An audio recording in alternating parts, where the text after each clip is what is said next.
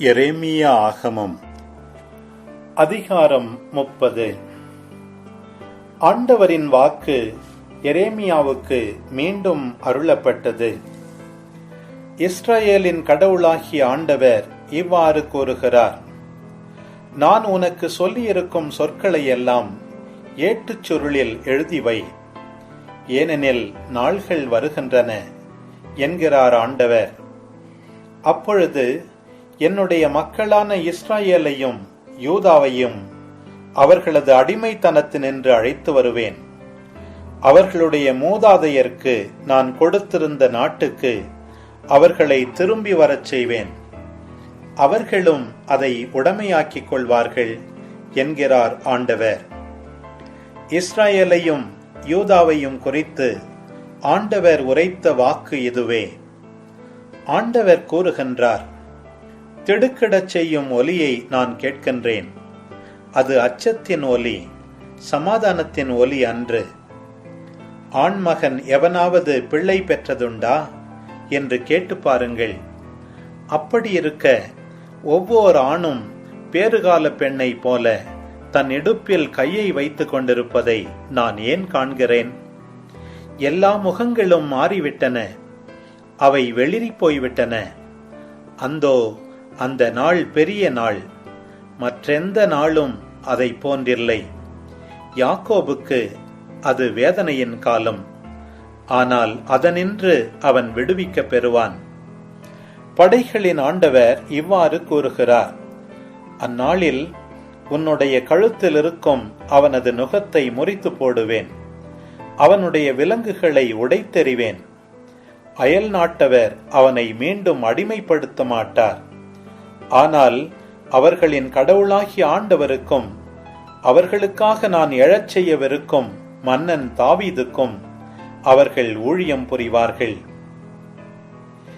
என் ஊழியன் யாக்கோபே, அஞ்சாதே, இஸ்ரவேலே, கலங்காதே என்கிறார் ஆண்டவர். தொலைநாட்டினின்று உன்னை நான் மீட்பேன், அடிமைத்தன நாட்டினின்று உன் வழிமரபினரை விடுவிப்பேன். யாக்கோபு திரும்பி வந்து அமைதியில் இளைப்பாறுவான், அவனை அச்சுறுத்துவார் எவரும் இலர். நான் உன்னோடு இருக்கின்றேன், உன்னை மீட்பதற்காகவே உள்ளேன் என்கிறார் ஆண்டவர். எந்த மக்களினத்தார் இடையே நான் உன்னை சிதறடித்தேனோ அவர்கள் அனைவரையும் முற்றிலும் அழித்தொழிப்பேன். உன்னையோ முற்றிலும் அழிக்க மாட்டேன். உன்னை நீதியான முறையில் தண்டிப்பேன், உன்னை தண்டிக்காமல் விட்டுவிட மாட்டேன். உன்னை எவ்வகையிலேனும் தண்டியாது விடேன். ஆண்டவர் இவ்வாறு கூறுகின்றார்: உனது காயத்தை குணப்படுத்த முடியாது, உனது புண் புரையோடி போனது. உனக்காக வாதிட எவனும் இல்லை, உனது காயத்தை ஆற்ற மருந்தே இல்லை. உன்னை குணப்படுத்தவே முடியாது. உன் காதலர் அனைவரும் உன்னை மறந்துவிட்டனர், உன்னை அவர்கள் தேடுவதே இல்லை. மாற்றான் தாக்குவது போல நான் உன்னை தாக்கினேன், கொடியோன் தண்டிப்பது போல நான் உன்னை தண்டித்தேன். ஏனெனில் உனது குற்றம் பெரிது, உன் பாவங்களோ எண்ணற்றவை. நீ நொறுக்கப்பட்டதை எண்ணி ஏன் அழுகின்றாய்? உனது வேதனையை தணிக்க முடியாது, ஏனெனில் உனது குற்றமோ பெரிது, உன் பாவங்களோ எண்ணற்றவை. எனவே இவற்றையெல்லாம் நான் உனக்கு செய்தேன். ஆயினும் உன்னை விழுங்குவோர் எல்லாரும் விழுங்கப்படுவர், உன் பகைவர் எல்லாரும் ஒருவர் விடாமல் நாடு கடத்தப்படுவர். உன்னை கொள்ளையடிப்போர் அனைவரும் கொள்ளையடிக்கப்படுவர். உன்னை சூறையாடுவோர் அனைவரும் நான் கையளிக்க சூறையாடப்படுவர். நான் உனக்கு நலமளிப்பேன், உன்னுடைய காயங்களை ஆற்றுவேன் என்கிறார் ஆண்டவர். ஏனெனில் தள்ளப்பட்டவள் என்று உன்னை அழைத்தார்கள், இந்த சீயோனை பற்றி கவலைப்படுவார் யாரும் இலர் என்றார்கள். ஆண்டவர் இவ்வாறு கூறுகின்றார்: அடிமைத்தனத்தினின்று நான் யாக்கோபின் கூடாரங்களை திரும்ப கொணர்வேன். அவனுடைய உறைவிடங்கள் மீது நான் இரக்கம் காட்டுவேன். அவற்றின் இடிபாடுகள் மேலேயே நகர் மீண்டும் கட்டி எழுப்பப்படும். அரண்மனையும் அதற்குரிய இடத்திலேயே அமைக்கப்படும். அவர்களிடமிருந்து நன்றி பாக்கள் எழும்பி வரும். மகிழ்ச்சியுறுவோரின் ஆரவாரம் கேட்கும். அவர்களை நான் பல்கி பெருகச் செய்வேன். அவர்கள் எண்ணிக்கையில் குறைய மாட்டார்கள். நான் அவர்களை பெருமைப்படுத்துவேன். இனி அவர்கள் சிறுமையுற மாட்டார்கள். அவர்களுடைய பிள்ளைகள் முன்பு போல் இருப்பர். அவர்களது கூட்டமைப்பு என் திருமுன் நிலைநாட்டப்படும். அவர்களை ஒடுக்குவோர் அனைவரையும் தண்டிப்பேன். அவர்களின் தலைவன் அவர்களுள் ஒருவனாகவே இருப்பான். அவர்களை ஆள்பவன் அவர்கள் நடுவினின்றே தோன்றுவான். அவன் என்னை நெருங்கி வரச் செய்வேன். அவனும் என்னை அணுகி வருவான். ஏனெனில் என்னை அணுகி வர வேறு யாருக்கு துணிவு உண்டு என்கிறார் ஆண்டவர். நீங்கள் என் மக்களாயிருப்பீர்கள், நான் உங்கள் கடவுளாயிருப்பேன். இதோ ஆண்டவரின் புயல், அவரது சினம் சூறாவளி போல் சுழன்றெழும். அது தீயோரின் தலையை தாக்கி சுழன்றடிக்கும். ஆண்டவர் மனத்தில் கொண்டுள்ள திட்டங்கள் அனைத்தையும் செயல்படுத்தி நிறைவேற்றாமல் அவரது வெஞ்சினம் திரும்பி வராது. வரவிருக்கும் நாள்களில் அதை நீங்கள் உணர்வீர்கள். தானியேல் ஆகமம் அதிகாரம் 12. அக்காலத்தில் உன் இனத்தார்க்கு தலைமை காவலரான மிக்கேல் எழும்புவார். மக்களினம் தோன்றியது முதல் அக்காலம் வரை இருந்திராத துன்ப காலம் வரும். அக்காலத்தில் உன் இனத்தார் விடுவிக்கப்படுவர். நூலில் யார் யார் பெயர் எழுதப்பட்டுள்ளதோ அவர்கள் அனைவரும் மீட்கப்படுவார்கள். இறந்து போய் மண்புழுதியில் உறங்குகிற அனைவருள் பலர் விழித்தெழுவர். அவருள் சிலர் முடிவில்லா வாழ்வு பெறுவர். வேறு சிலரோ வெட்கத்திற்கும் முடிவில்லா இழிவுக்கும் உள்ளாவர். ஞானிகள் வானத்தின் பேரொளியைப் போலவும் பலரை நல்வழிக்கு கொணர்ந்தவர் விண்மீன்களைப் போலவும் என்றென்றும் முடிவில்லா காலத்திற்கும் ஒளி வீசி திகழ்வர். தானியேல், நீ குறித்த முடிவு காலம் வரும் வரை இந்த வார்த்தைகளை மூடி வைத்து இந்த நூலை முத்திரையிட்டு வை. உலகில் நிகழ்வதை பலர் தெரிந்து கொள்ள வீணிலே முயற்சி செய்வர். அப்பொழுது ஆற்றுக்கு இக்கரையில் ஒருவரும் அக்கரையில் ஒருவருமாக இருவர் நிற்பதை தானியேல் ஆகிய நான் கண்டேன்.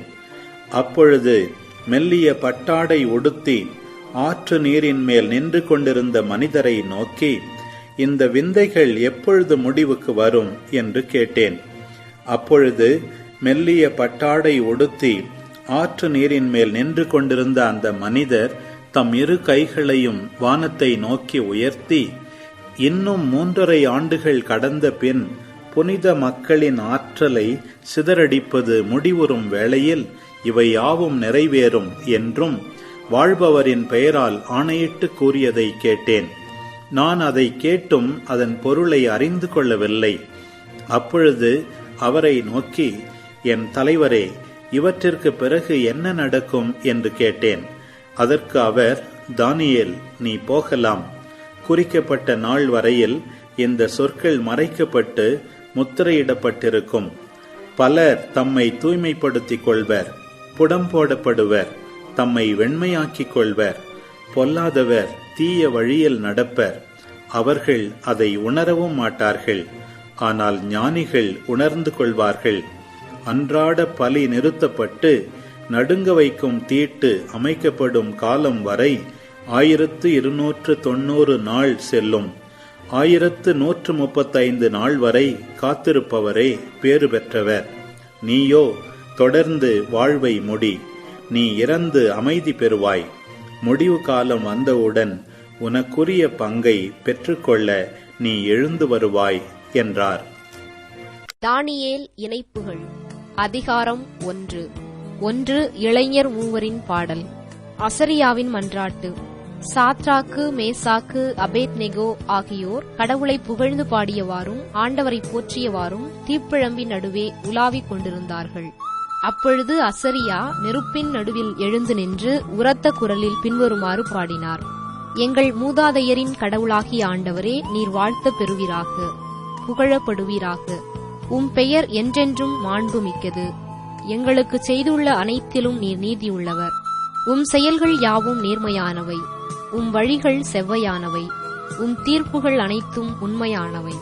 எங்கள் மீதும் எங்கள் மூதாதையரின் திருநகரான எருசலேம் மீதும் நீர் வருவித்துள்ள அனைத்திலும் நேர்மையான தீர்ப்புகளை வழங்கியுள்ளீர். எங்கள் பாவங்களை முன்னிட்டே இவற்றையெல்லாம் உண்மையோடும் நீதியோடும் எங்களுக்கு வரச் செய்துள்ளீர். உம்மை விட்டு விலகிச் சென்றதால் நாங்கள் பாவம் செய்தோம், நெறி தவறினோம், எல்லாவற்றிலும் பாவம் செய்தோம். உம் கட்டளைகளுக்கு பணிந்தோம் இல்லை. எங்கள் நலனை முன்னிட்டு நீர் எங்களுக்கு கட்டளையிட்டவாறு நாங்கள் நடக்கவும் இல்லை, செய்யவும் இல்லை. நீர் எங்கள் மீது வருவித்தவை அனைத்தையும், எங்களுக்கு செய்த யாவற்றையும் உண்மையோடும் நீதியோடும் செய்திருக்கிறீர். நெறிக்கெட்ட எதிரிகளின் கையில், கடவுளை கைவிட்ட மிகுந்த வெறுப்புக்குரியோர் கையில் எங்களை ஒப்படைத்தீர். நேர்மையற்றவனும் அனைத்துலகிலும் மிக கொடியவனுமான மன்னனிடம் எங்களை கையளித்தீர். இப்பொழுது வாய் திறக்க எங்களால் இயலவில்லை. உம் ஊழியர்களும் உம்மை வழிபடுவோருமாகிய நாங்கள் வெட்கத்துக்கும் இகழ்ச்சிக்கும் ஆளானோம். உமது பெயரை முன்னிட்டு எங்களை என்றும் கைவிட்டு விடாதீர். உமது உடன்படிக்கையை முறித்து விடாதீர். உம் அன்பர் ஆபிரகாமை முன்னிட்டும், உம் ஊழியர் ஈசாக்கை முன்னிட்டும், உம் தூயவர் இஸ்ரவேலை முன்னிட்டும் உம் இரக்கம் எங்களை விட்டு நீங்கச் செய்யாதீர். விண்மீன்களைப் போலவும் கடற்கரை மணலைப் போலவும் அவர்களின் வழிமரபினரை பெருகச் செய்வதாக நீர் அவர்களுக்கு உறுதி அளித்தீர். ஆண்டவரே, எங்கள் பாவங்களால் மற்ற மக்களினங்களை விட நாங்கள் எண்ணிக்கையில் குறைந்து விட்டோம். உலகெங்கும் இன்று தாழ்வடைந்தோம். இப்பொழுது எங்களுக்கு மன்னர் இல்லை, இறைவாக்கினர் இல்லை, தலைவர் இல்லை, எரிபலி இல்லை, எந்த பலியும் இல்லை, காணிக்கை பொருளோ தூபமோ இல்லை. உம் திருமுன் பலியிட்டு உம் இரக்கத்தைப் பெற இடமே இல்லை. ஆயினும் செம்மறிக்கடாக்கள் காளைகளால் அமைந்த எரிபலி போலும், 1000 கொழுத்த ஆட்டுக்குட்டிகளால் ஆன பலி போலும் நொறுங்கிய உள்ளமும் தாழ்வுற்ற மனமும் கொண்ட நாங்கள் ஏற்றுக்கொள்ளப்படுவோமாக. அவ்வாறே எமது பலி இன்று உம் திருமுன் அமைவதாக. நாங்கள் முழுமையாக உம்மை பின்பற்றுவோமாக. ஏனெனில் உம்மில் நம்பிக்கை வைப்போர் வெட்கத்திற்கு ஆட்பட மாட்டார். இப்பொழுது நாங்கள் முழு உள்ளத்துடன் உம்மை பின்பற்றுகிறோம். உமக்கு அஞ்சி உம் முகத்தை நாடுகிறோம். எம்மை வெட்கத்துக்கு உள்ளாக்காதீர். மாறாக உம் பரிவிற்கு ஏற்பவும் இரக்கப்பெருக்கிற்கு ஏற்பவும் எங்களை நடத்தும். ஆண்டவரே, உம் வியத்தகு செயல்களுக்கு ஏற்ப எங்களை விடுவியும். உம் பெயரை மாட்சிப்படுத்தும். உம் ஊழியர்களுக்கு தீங்கு செய்வோர் அனைவரும் வெட்கத்திற்கு உள்ளாகட்டும். அவர்கள் தங்கள் வலிமை, ஆட்சி அனைத்தையும் இழந்து இகழ்ச்சியுறட்டும். அவர்களது ஆற்றல் அழிந்துபடட்டும். நீரே ஒரே கடவுளாகிய ஆண்டவர் என்றும் மண்ணுலகெங்கும் மாண்புமிக்கவர் என்றும் அவர்கள் அறிந்து கொள்ளட்டும். கடவுளின் பராமரிப்பு. மன்னனின் பணியாளர் அவர்களை சூளைக்குள் தூக்கி எறிந்த பின் சூடநீர், கீல், சணற்கூளம், சுள்ளிகள் ஆகியவற்றை சூளையில் போட்டு தீ வளர்த்த வண்ணம் இருந்தனர். இதனால் தீப்பிழம்பு சூளைக்கு மேல் 49 முழம் எழும்பிற்று. அது வெளியே பரவிச் சென்று சூளை அருகே நின்று கொண்டிருந்த கல்தேயரை சுட்டெரித்தது. ஆனால் ஆண்டவரின் தூதர் சூளைக்குள் இறங்கி வந்து அசரியாவோடும் அவர்தம் தோழர்களோடும் சேர்ந்து கொண்டார். அனற்கொழுந்து சூளையினின்று வெளியேறச் செய்தார்.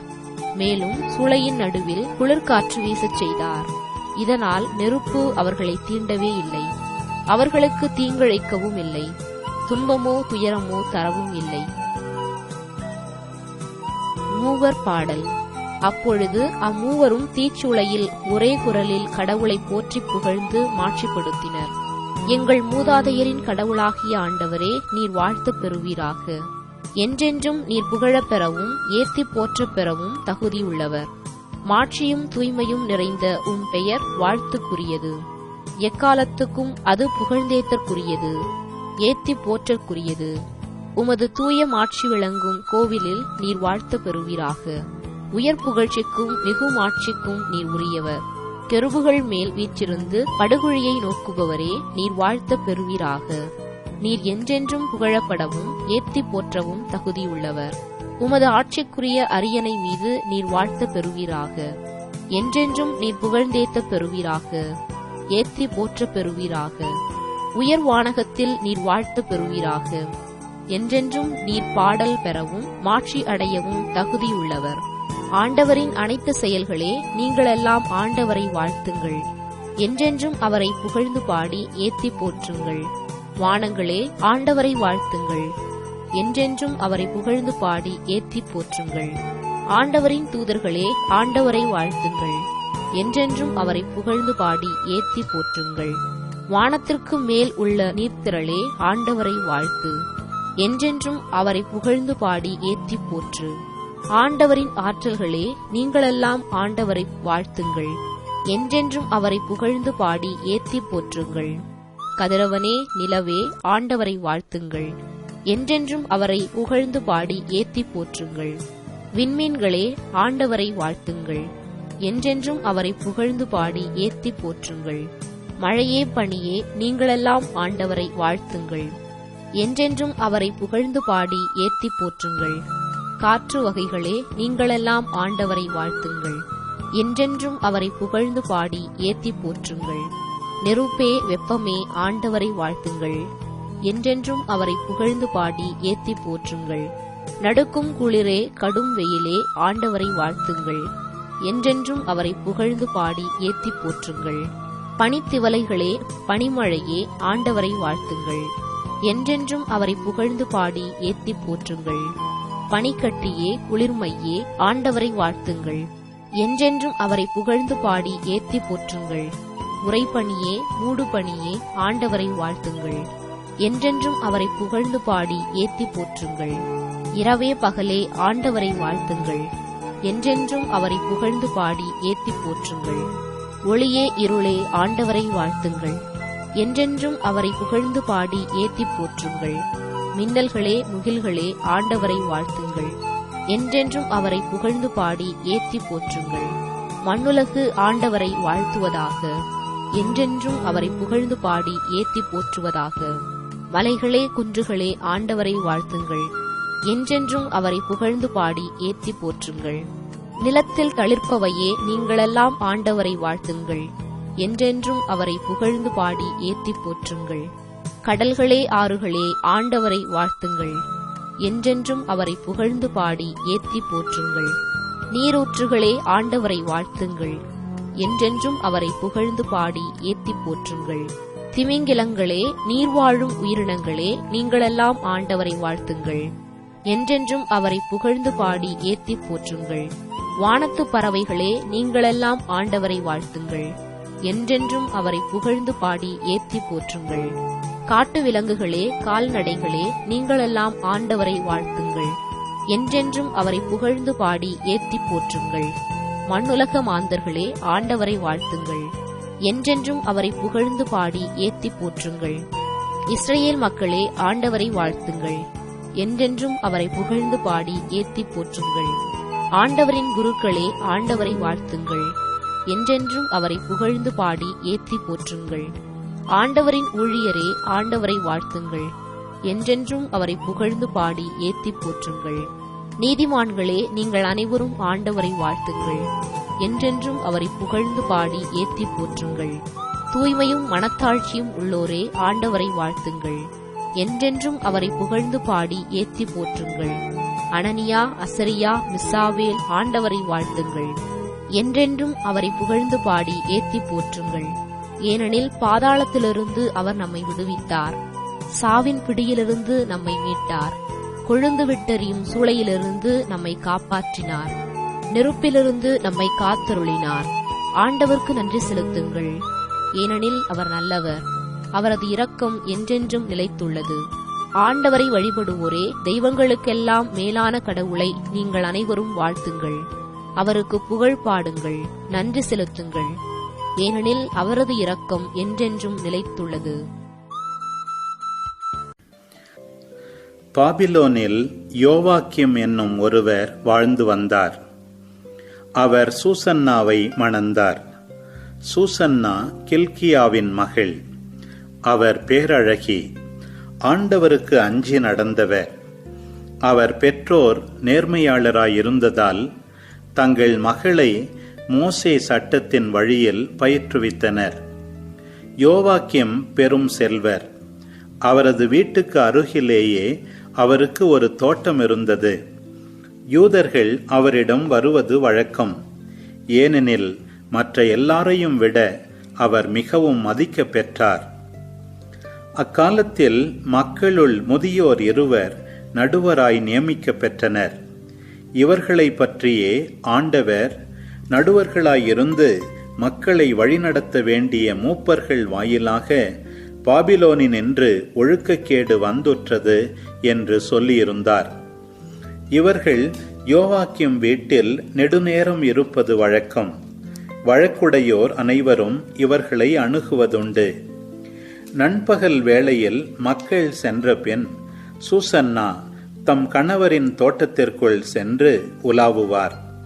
அவர் நாள்தோறும் அங்கு சென்று உலாவுவதை பார்த்து வந்த அந்த முதியோர் இருவரும் அவரை காமுறத் தொடங்கினர். இதனால் அவர்கள் தங்கள் மனத்தை தகாத வழியில் செல்லவிட்டார்கள். விண்ணக இறைவனை நினையாதவாறும் நீதி தீர்ப்புகளை கருதாதவாறும் அவர்கள் நெறிமாறி சென்றார்கள். அவர்கள் இருவரும் சூசன்னா மீது காமவெறி கொண்டிருந்தனர். ஆயினும் தங்கள் காம நோய் பற்றி தங்களுக்குள் சொல்லிக் கொள்ளவில்லை. ஏனெனில் அவளை அடைவதற்காக தாங்கள் கொண்டிருந்த காம வேட்கையை வெளியிட வெட்கப்பட்டார்கள். எனினும் அவரை காண ஒவ்வொரு நாளும் ஆவலோடு காத்திருப்பார்கள். ஒரு நாள் நண்பகல் உணவு அருந்த நேரமாயிற்று. வீட்டுக்கு போவோம் என்று அவர்கள் தங்களுக்குள் பேசிக்கொண்டார்கள். எனவே அவர்கள் வெளியேறி பிரிந்து சென்றார்கள். ஆனால் திரும்பி வந்து அதே இடத்தில் கூடினார்கள். அதன் காரணத்தை சொல்லும்படி ஒருவர் மற்றவரை வற்புறுத்தவே இருவரும் சூசன்னா மீது காம வேட்கை கொண்டிருப்பதை ஒப்புக்கொண்டனர். சூசன்னாவை தனியே பார்ப்பதற்கு ஏற்ற வாய்ப்பினை பற்றி சேர்ந்து ஒரு முடிவுக்கு வந்தனர். அதற்கு ஏற்றதொரு நாளை அவர்கள் எதிர்நோக்கியிருந்தார்கள். ஒரு நாள் சூசன்னா வழக்கம்போல் 2 பணிப்பெண்களோடு மட்டும் தோட்டத்தினுள் நுழைந்து குளிக்க விரும்பினார். ஏனெனில் அன்று வெயில் கடுமையாக இருந்தது. அந்த முதியோர் இருவரை தவிர வேறு யாரும் அங்கு இல்லை. அவர்களோ ஒளிந்திருந்து அவரை கவனித்துக் கொண்டிருந்தார்கள். சூசன்னா பணிப்பெண்களிடம், நான் குளிக்க எண்ணெயும் நறுமணப் பொருள்களும் கொண்டு வாருங்கள், பிறகு தோட்டத்தின் வாயில்களை மூடிவிடுங்கள் என்று சொன்னார். அவர் சொன்னவாறே அவர்கள் செய்தார்கள். தோட்டத்தின் வாயில்களை மூடிவிட்டு அவர் கேட்டவற்றை கொண்டு வர ஓர கதவு வழியாக வெளியே சென்றார்கள். ஆனால் அங்கு ஒளிந்து கொண்டிருந்த முதியோரை கவனிக்கவில்லை. பணிப்பெண்கள் வெளியேறியதும் முதியோர் இருவரும் எழுந்து அவரிடம் ஓடோடி சென்றனர். அவரை நோக்கி, இதோ தோட்டத்தின் வாயில்கள் மூடப்பட்டுள்ளன, யாரும் நம்மை பார்க்க முடியாது. நாங்கள் உன்மேல் வேட்கை கொண்டுள்ளோம். எனவே நீ எங்களுக்கு இணங்கி எங்களோடு படு. இல்லாவிடில் ஓர் இளைஞன் உன்னோடு இருந்தான் என்றும் அதற்காகவே நீ பணிப்பெண்களை வெளியே அனுப்பிவிட்டாய் என்றும் உனக்கு எதிராக நாங்கள் சான்று கூறுவோம் என்றார்கள். சூசன்னா பெருமூச்சு விட்டு, நான் பெரும் சிக்கலில் மாட்டிக்கொண்டேன். நான் உங்களுக்கு இணங்கினால் எனக்கு கிடைப்பது சாவு. இணங்காவிட்டால் நான் உங்களிடமிருந்து தப்ப முடியாது. ஆனால் ஆண்டவர் முன்னிலையில் பாவம் செய்வதை விட அதை செய்யாமல் உங்களிடம் மாட்டிக்கொள்வதே மேல் என்றார். பின் சூசன்னா உரத்த குரலில் கத்தினார். உடனே முதியோர் இருவரும் அவருக்கு எதிராக கூச்சலிட்டனர். அவர்களுள் ஒருவர் ஓடிப்போய் தோட்டத்து கதவுகளை திறந்தார். தோட்டத்தில் கூச்சல் கேட்டதும் சூசன்னாவுக்கு என்ன நிகழ்ந்ததோ என்று அறிய அவர் வீட்டில் இருந்தோர் ஓர கதவு வழியே ஓடி வந்தனர். ஆனால் முதியோர் தங்கள் கட்டுக்கதையை சொன்னபொழுது பணியாளர் பெரிதும் நாணம் கொண்டனர். ஏனெனில் சூசன்னாவை பற்றி இது போன்ற எதையும் அவர்கள் இதற்கு முன் கேள்விப்பட்டதில்லை. மறுநாள் சூசன்னாவுடைய கணவர் யோவாக்கிம் வீட்டில் மக்கள் திரண்டு வந்தார்கள். சூசன்னாவை கொல்லும் தீய நோக்குடன் அந்த முதியோர் இருவரும் சேர்ந்து வந்திருந்தனர். அவர்கள் மக்கள் முன்னிலையில் கில்கியா மகளும் யோவாக்கிம் மனைவியுமான சூசன்னாவை இங்கு அழைத்து வருமாறு ஆள் அனுப்புங்கள் என்று கட்டளையிட்டார்கள். உடனே அவரை அழைத்து வர ஆள் அனுப்பினர். சூசன்னா வந்தார். அவரோடு அவருடைய பெற்றோர், பிள்ளைகள், உறவினர் எல்லாரும் வந்தனர். சூசன்னா நற்பண்புடையவர், பார்ப்பதற்கு அழகானவர். அவர் மூடுதிரை அணிந்திருந்தார். எனவே அவரது அழகை கண்டுகளிக்கும் பொருட்டு அந்த மூடுதிரையை அகற்றிவிடுமாறு அக்கயவர்கள் கட்டளையிட்டார்கள். ஆனால் அவருடைய உற்றார் உறவினரும் அவரை பார்த்தவர் அனைவருமே அழுது கொண்டிருந்தார்கள். முதியோர் இருவரும் மக்கள் நடுவே எழுந்து நின்று சூசன்னா தலை மீது தங்கள் கைகளை வைத்தனர். அவரோ அழுது கொண்டே விண்ணக இறைவனை நோக்கினார். ஏனெனில் அவர் உள்ளம் ஆண்டவரை நம்பியிருந்தது. அப்பொழுது முதியோர் பின்வருமாறு கூறினர்: நாங்கள் தோட்டத்தில் தனியாக உலாவிக் கொண்டிருந்த பொழுது இவள் 2 பணிப்பெண்களோடு உள்ளே வந்தாள். தோட்டத்து வாயில்களை மூடிய பின் பணிப்பெண்களை வெளியே அனுப்பிவிட்டாள். பின்னர் அங்கே ஒளிந்து கொண்டிருந்த ஓர் இளைஞன் இவளிடம் வந்து இவளோடு படுத்தான். நாங்களோ தோட்டத்தின் ஒரு மூலையில் இருந்தோம். இந்த நெறிகெட்ட செயலை கண்டதும் அவர்களிடம் ஓடிச் சென்றோம். அவர்கள் சேர்ந்திருந்ததை பார்த்தோம். ஆனால் அந்த இளைஞனை எங்களால் பிடிக்க முடியவில்லை. ஏனெனில் அவன் எங்களை விட வலிமை மிக்கவன். எனவே அவன் கதவை திறந்து வெளியே ஓடிவிட்டான். நாங்கள் இவளை பிடித்து அந்த இளைஞன் யார் என்று கேட்டோம். இவளோ எங்களுக்கு மறுமொழி கூற மறுத்துவிட்டாள். இவற்றுக்கு நாங்களே சாட்சி. அவர்கள் மக்களுள் மூப்பர்களாகவும் நடுவர்களாகவும் இருந்ததால் மக்கள் கூட்டம் அவர்கள் சொன்னதை நம்பி சூசன்னாவுக்கு சாவு தீர்ப்பிட்டது. அப்பொழுது சூசன்னா உரத்த குரலில் கதறி, என்றுமுள்ள இறைவா, மறைவானவற்றை நீர் அறிகிறீர். நிகழும் முன்பே எல்லாம் உமக்கு தெரியும். இவர்கள் எனக்கு எதிராக பொய்ச்சான்று சொல்லியுள்ளனர் என்பதும் உமக்கு தெரியும். இவர்கள் என் மீது சாட்டிய குற்றம் எதுவும் நான் செய்தறியேன். ஆயினும் இதோ நான் சாக வேண்டியிருக்கிறதே என்று சொன்னார். ஆண்டவர் சூசன்னாவுடைய கூக்குரலுக்கு செவிசாய்த்தார்.